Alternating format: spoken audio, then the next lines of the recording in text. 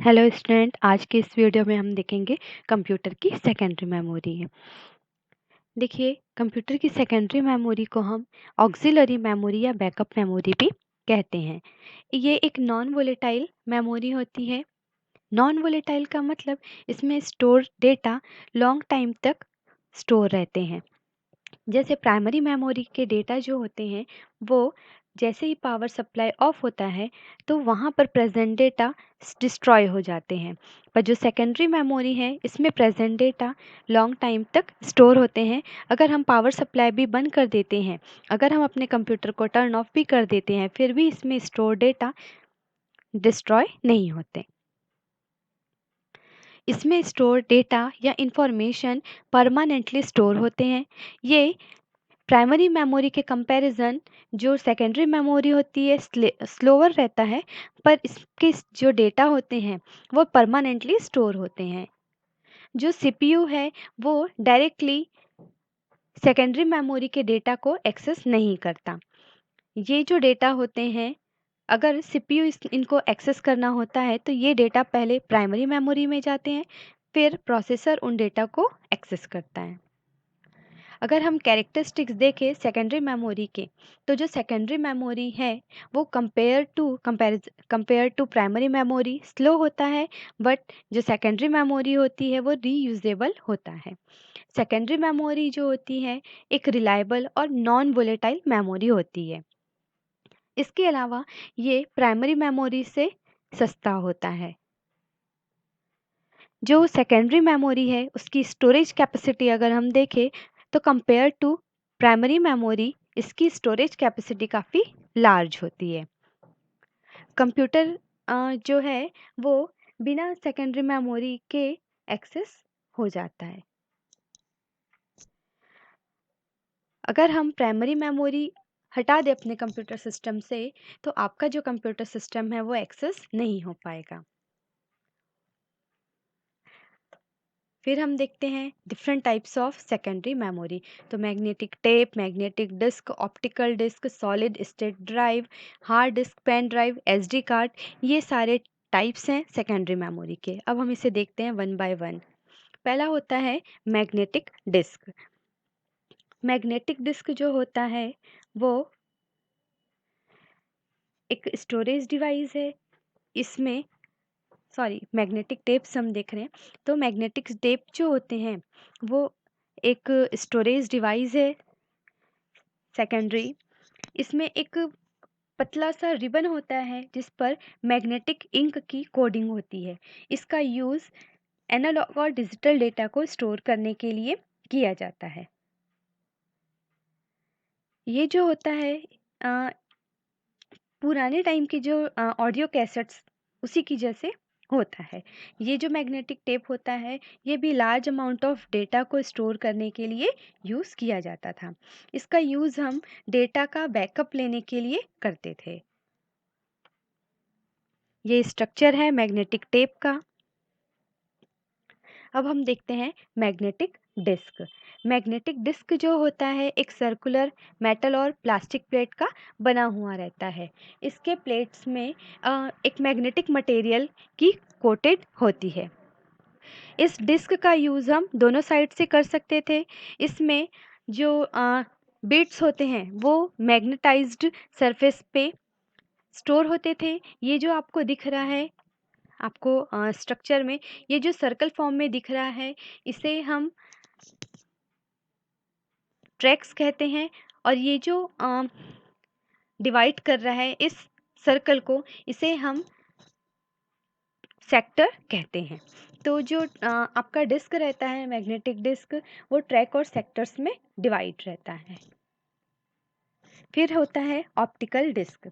जो optical disc होता है वो एक सर्कल फॉर्म में पॉलीकार्बोनेट डिस्क होता है जिस पर डेटा की एक फ्लैट जो सरफेस होती है उसके अंदर पिट्स के फॉर्म में डेटा को स्टोर किया जाता है। इसमें जो डेटा होते हैं उसको ऑप्टिकल के थ्रू स्टोर किया जाता है, इसीलिए इसे हम ऑप्टिकल डिस्क भी बोलते हैं। अगर हम इसके टाइप्स देखें तो ये 3 टाइप्स के होते हैं। पहला होता है CD रोम, फिर ORM जिसे हम राइट वंस रीड मैनी बोलते हैं। नेक्स्ट होता है DVD। अगर हम देखें CD रोम को, तो जो CD होती है वो, जिसे हम कॉम्पैक्ट डिस्क भी बोलते हैं, तो एक ऑप्टिकल मीडियम होता है जिसके थ्रू हम डिजिटल डेटा को स्टोर कर सकते हैं।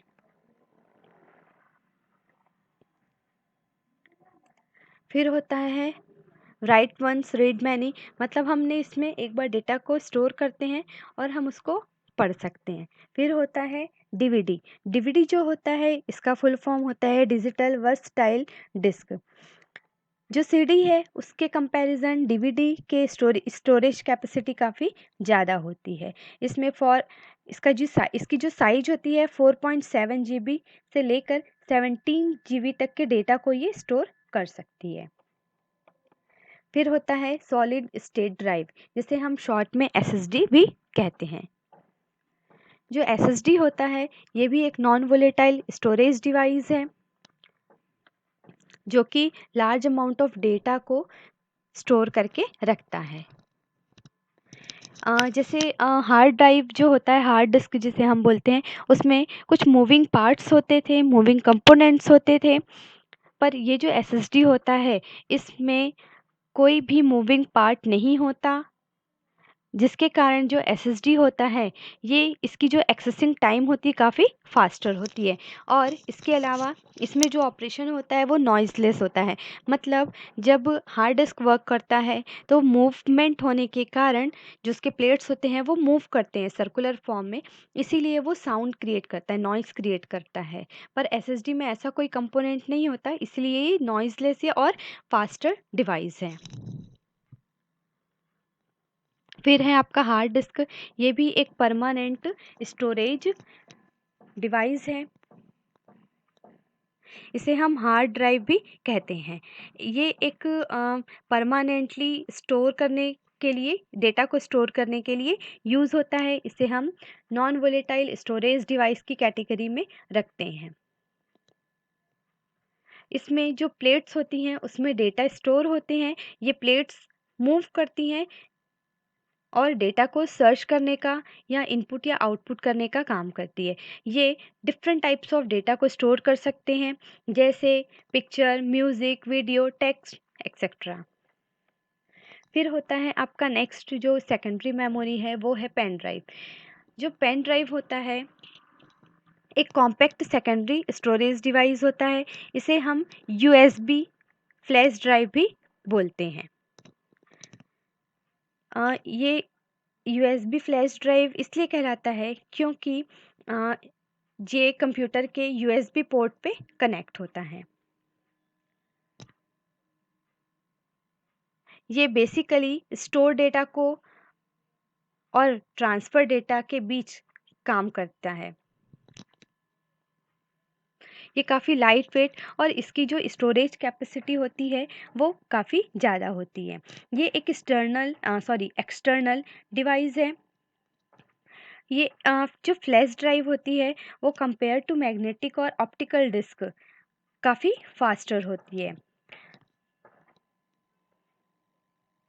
फिर है आपका SD कार्ड। आप देखे होंगे SD कार्ड, बेसिकली ये मोबाइल डिवाइस जो डिजिटल कैमरा, इसमें ये यूज़ होता है। ये भी एक सिक्योर्ड डिजिटल कार्ड होता है। SD का मतलब होता है सिक्योर डिजिटल कार्ड। ये बेसिकली पोर्टेबल जो डिवाइसेस होते हैं, जैसे mobile, smartphone, digital camera etcetera, इन सारी जगह पर इसका यूज़ होता है। एक छोटा सा ये एक कार्ड होता है और इसको रीड करने के लिए हमको एक कनेक्टर, जैसे कार्ड रीडर, उसकी ज़रूरत पड़ती है। ओके, आज की वीडियो में हम इतना ही देखेंगे। Okay, thank you.